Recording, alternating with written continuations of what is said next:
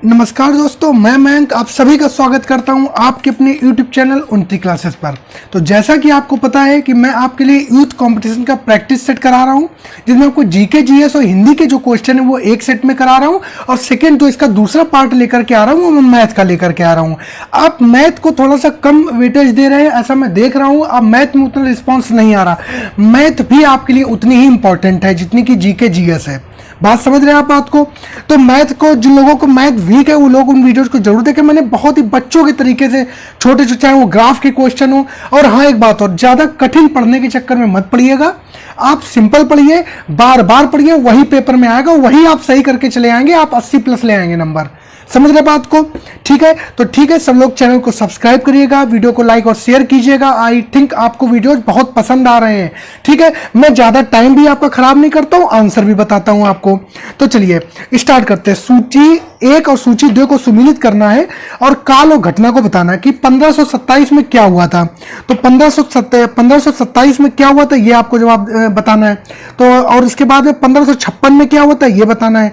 1579 में क्या हुआ था ये बताना। 1658 में क्या होता है ये आपको बताना है। तो ए ऑप्शन क्या हो जाएगा, इसका आप जवाब दीजिए। क्या हो जाएगा? तो 1527 में क्या हुआ था इसका आपको जवाब देना है। तो 1527 में क्या हुआ था आपको पता होगा। 1526 में बाबर आ गया था, उसने पानीपत का प्रथम युद्ध लड़ा था। द्वितीय युद्ध था 1527 में क्या था, खानवा का युद्ध था। क्या था? खानवा का युद्ध था। तो फर्स्ट का क्या हो जाएगा, खानवा 3 हो जाएगा। तो फर्स्ट का 3 सिर्फ एक ही ऑप्शन में आ रहा है, देख रहे होंगे आप। डी ऑप्शन जो है यही आपका क्या है, यही करेक्ट हो जाएगा। डी ऑप्शन ही आपका क्या हो जाएगा, करेक्ट हो जाएगा। बात समझ में आ गई कि नहीं आ गई? बात आ गई समझ में? आगे बढ़े, आगे बढ़ते हैं। ठीक है, आगे बढ़ते हैं। बाकी आप मैच कर लीजिएगा। निम्नलिखित फारसी के कवियों में से किसे भारत का सादी कहा जाता है? फारसी कवियों में से किसे भारत का सादी कहा जाता है? तो भारत का सादी किसे कहा जाता है? ये कहा जाता है आपको अमीर हसन देहलवी को। तो अमीर हसन देहलवी जो थे ये बलवन के प्रसिद्ध दरबारी कवि थे, विद्वान हुआ करते थे। ठीक है, तो क्या हो जाएगा, अमीर हसन देहलवी इनका पूरा नाम है, अमीर हसन देहलवी। तो क्या हो जाएगा, ऑप्शन ए करेक्ट हो जाएगा। आगे बढ़ते हैं। निम्नलिखित में से कौन त्रिकोणात्मक संघर्ष का हिस्सा नहीं था? आपको पता होगा कन्नौज पर सत्ता हासिल करने के लिए त्रिकोणीय संघर्ष हुआ। प्रतिहार, राष्ट्रकूट और पाल। प्रतिहार और राष्ट्रकूटों के वंश में। तो इनमें देखिए मैंने बता दिया आपको कहीं ना कहीं पाल, प्रतिहार और राष्ट्रकूट के बीच में हुआ। यहां पर चोल का कोई लेना देना नहीं है। तो डी ऑप्शन क्या हो जाएगा, करेक्ट हो जाएगा। डी ऑप्शन इसका करेक्ट हो जाएगा। आगे बढ़ते हैं। सिमुक निम्न वंशों में से किस का संस्थापक था? मतलब वो कह रहा है सिमुक ने किस वंश की स्थापना की थी, इसका आपको जवाब देना है। तो आपको पता होगा कि सिमुक ने आपके सातवाहन वंश की स्थापना की थी। किसकी? सातवाहन वंश की। तो ऑप्शन क्या हो जाएगा, डी हो जाएगा। पूछा जाता है गौतमी पुत्र सतकर्णी किस साम्राज्य का महान शासक था? तो क्या हो जाएगा, सातवाहन हो जाएगा। क्या हो जाएगा, सातवाहन हो जाएगा। बात समझ में आ गई? आगे बात की। और सातवाहनों की जो राजधानी तो पैठन हुआ करती थी, पैठन को ही प्रतिष्ठान बोलते थे। ठीक है, ये बात भी समझ में आ गई। आगे बढ़ते। 16 महाजनपदों का उल्लेख है, पूछा गया है 16 महाजनपदों का उल्लेख है वो कहां है? तो 16 महाजनपदों का जो उल्लेख है वो कहां है, अंगुत्तर निकाय में। कहां है, अंगुत्तर निकाय में है। ठीक है, ये ऑप्शन क्या हो गया, ऑप्शन सी करेक्ट हो जाएगा। आगे बढ़ते। भारत में अप्रत्यक्ष निर्वाचन की प्रथा किस वर्ष में आरंभ की गई थी? भारत में अप्रत्यक्ष निर्वाचन की प्रथा किस वर्ष में आरंभ की गई थी, इसका आपको जवाब देना है। तो कब अप्रत्यक्ष निर्वाचन की प्रथा किस वर्ष आरंभ की गई थी, इसका आंसर क्या हो जाएगा, इसका आंसर हो जाएगा आपका 1892। क्या हो जाएगा, 1892। ऑप्शन बी करेक्ट हो जाएगा। आगे बढ़ते हैं। आजाद हिंद फौज का प्रथम सेनापति था, मतलब आजाद हिंद फौज का प्रथम सेनापति जो था वो कौन था, उसका आपको जवाब देना। तो आंसर क्या हो जाएगा, इसका आंसर हो जाएगा आपका मोहन सिंह। क्या हो जाएगा, Mohan Singh. Option A correct हो जाएगा। क्या हो जाएगा, ऑप्शन ए करेक्ट हो जाएगा, मोहन सिंह। आगे बढ़ते हैं। दिसंबर 1929 के लाहौर कांग्रेस के अधिवेशन ने जोर दिया, तो किस पर जोर दिया था? होम रूल लीग पर, पूर्ण स्वराज पर, औपनिवेशिक स्वशासन पर, प्रशासन में भारतीयों की सही भागीदारी। इसको आपको जवाब देना। तो इसका आंसर क्या हो जाएगा, पूर्ण स्वराज की बात की गई थी। क्या की गई थी, पूर्ण स्वराज की बात की गई थी। और लाहौर के जो कांग्रेस अधिवेशन हुआ था ये किस नदी के किनारे हुआ था, ये रावी नदी के किनारे हुआ था। किस नदी के किनारे हुआ था, रावी नदी के किनारे हुआ था। आगे बढ़ते हैं।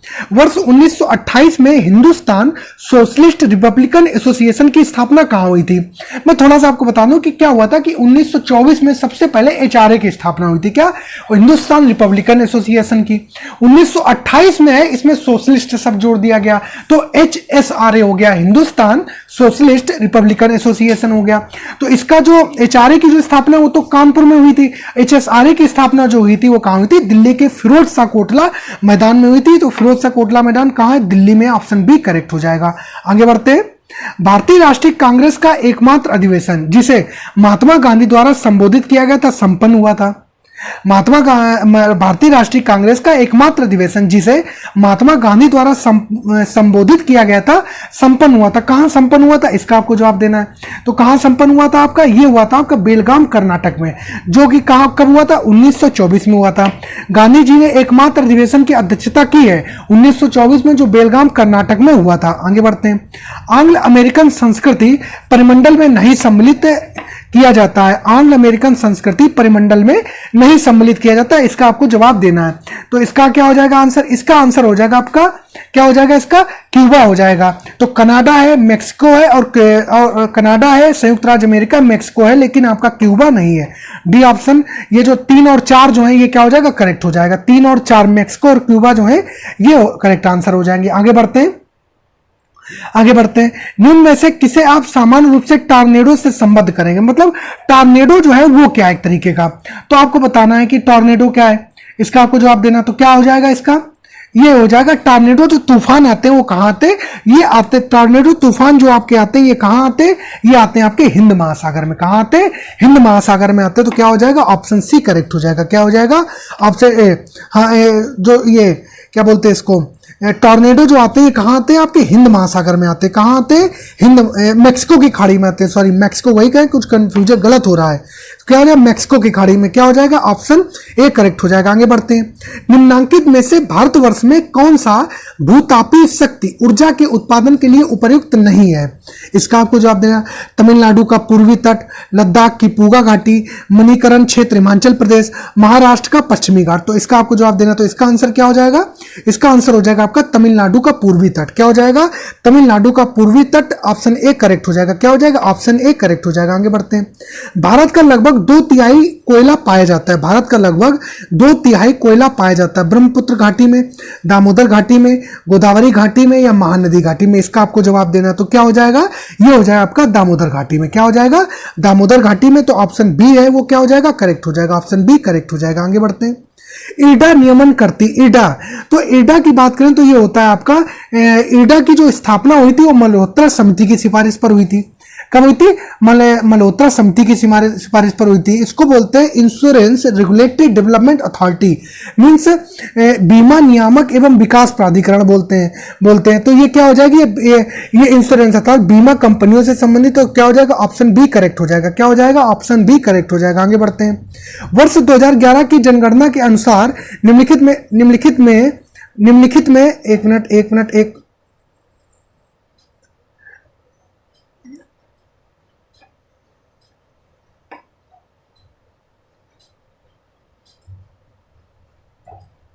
एक मिनट थोड़ा सा कुछ गड़बड़ सी हो गई।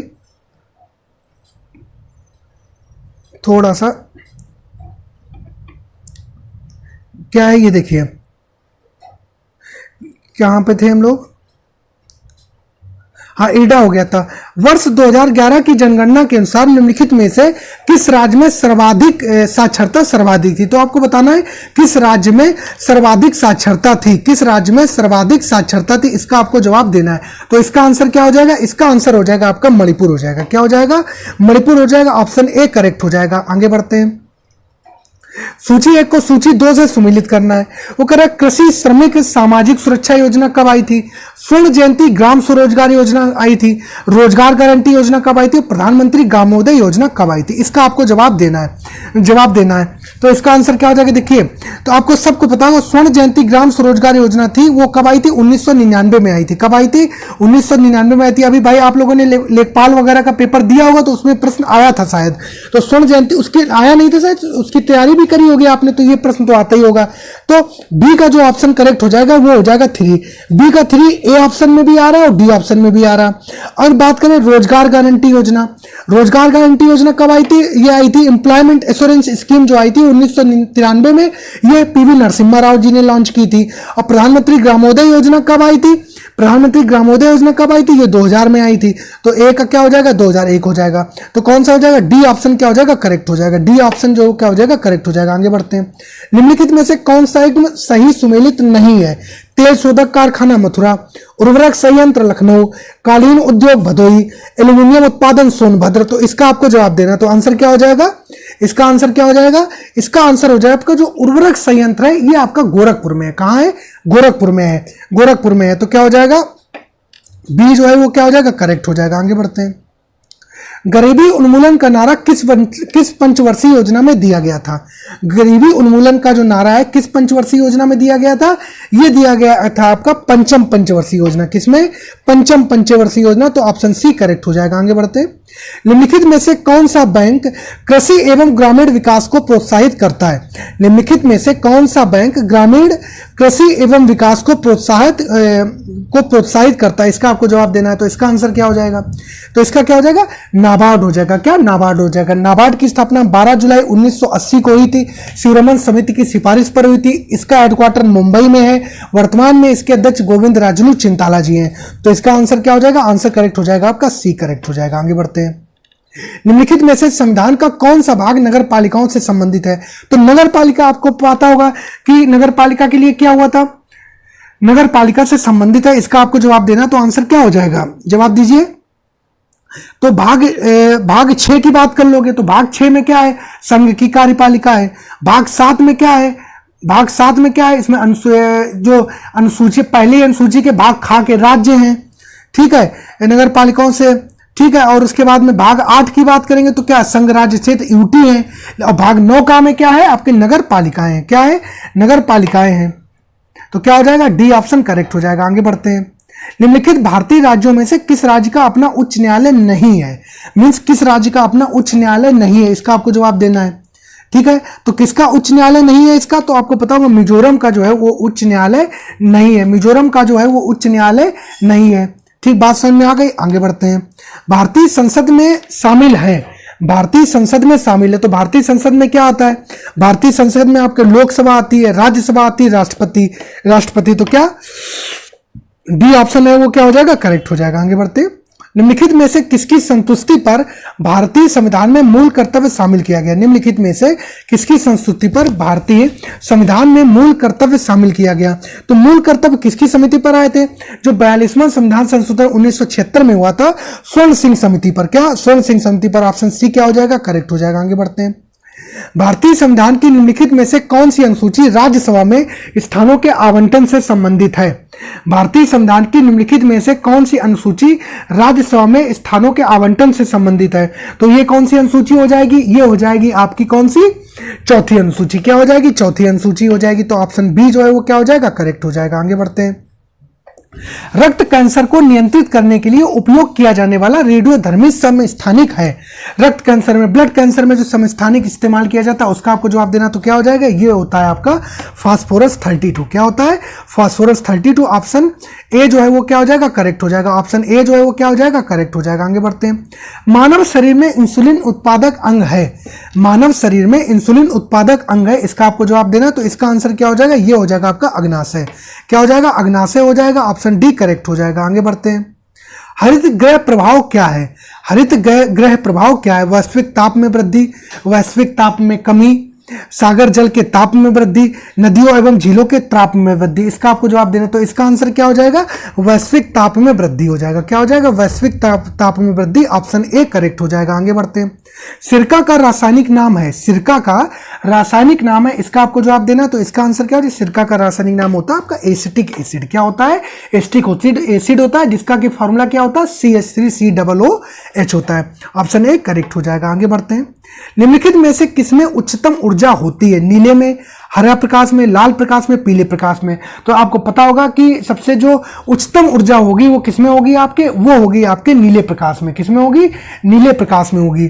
तो ए ऑप्शन है वो क्या हो जाएगा? करेक्ट हो जाएगा। आगे बढ़ते हैं, ए ऑप्शन करेक्ट हो जाएगा। आगे बढ़ते हैं। अब देखिए मैथ रीजनिंग के जो क्वेश्चन है वो मैं आपको अलग से करवा रहा हूं, ये बात आपको पता है, ठीक है। ये बताइए 36 का आंसर दिया है। प्रकृति का सुकुमार कवि किसे कहा जाता है? प्रकृति का सुकुमार कवि जो है वो किसे कहा जाता है, इसका आपको जवाब देना है। तो प्रकृति का सुकुमार कवि कहा जाता है सुमित्रा नंदन पंत जी को। किसको कहा जाता है?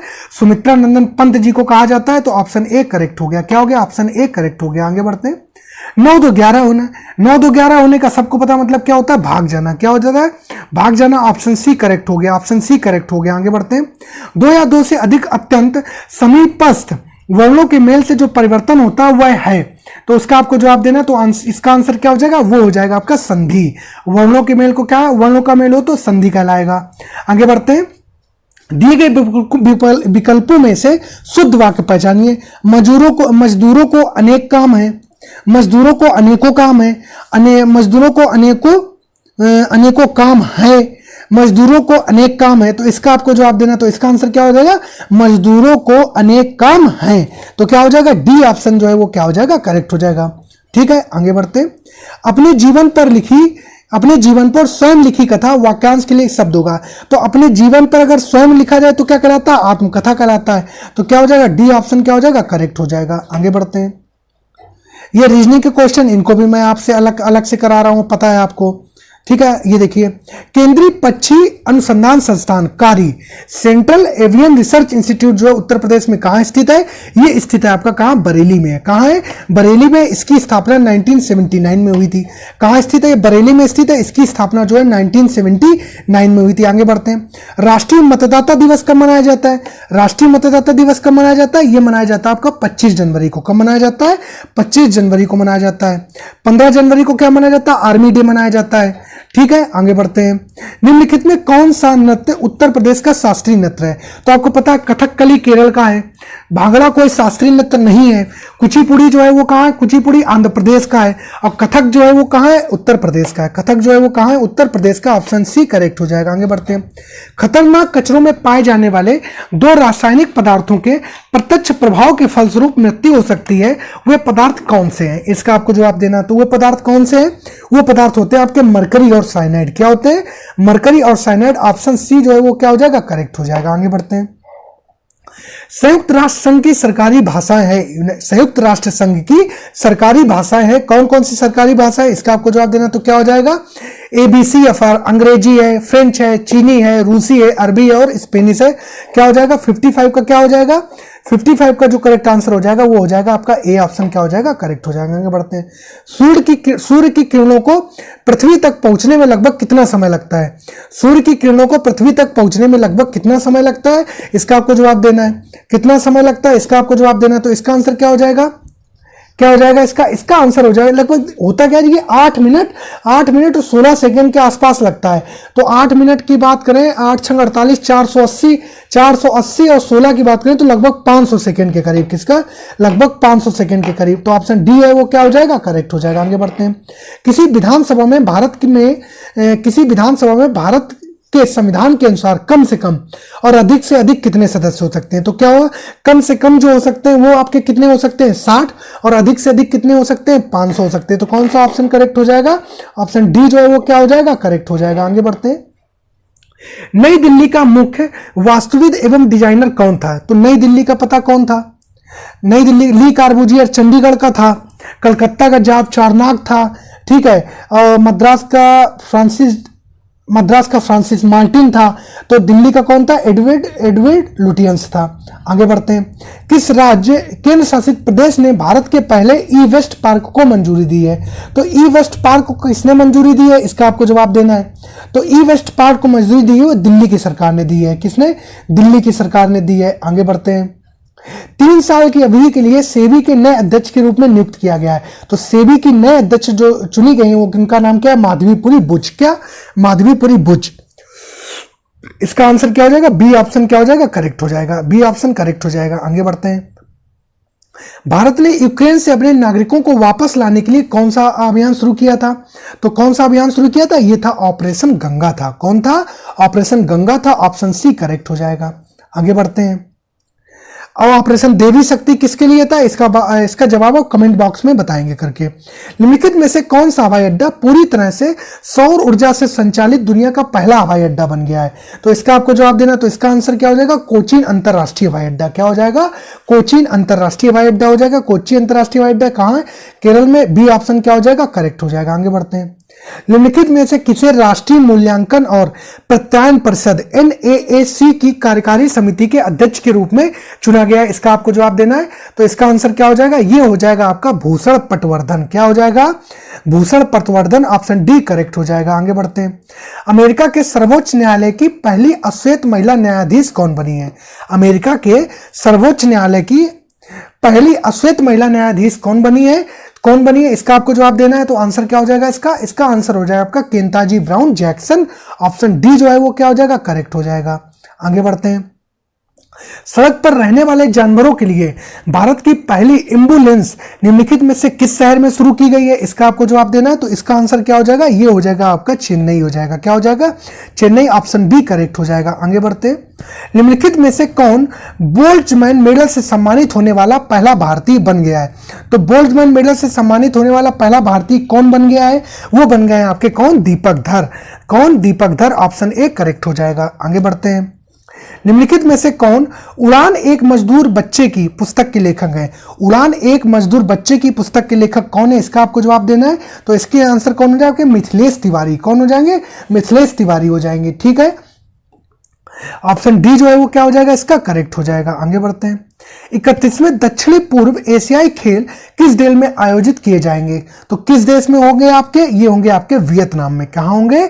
वियतनाम में होंगे। तो ऑप्शन बी जो है वो क्या हो जाएगा? करेक्ट हो जाएगा। आगे बढ़ते हैं। निम्नलिखित में से किस मंत्रालय ने स्त्री मनोरक्षा परियोजना शुरू की है? तो स्त्री मनोरक्षा परियोजना जो शुरू की गई है वो किसके द्वारा शुरू की गई? महिला एवं बाल विकास मंत्रालय द्वारा। क्या? महिला एवं बाल विकास मंत्रालय के द्वारा शुरू की गई। तो ऑप्शन ए जो है वो क्या हो जाएगा? करेक्ट हो जाएगा। आगे बढ़ते हैं।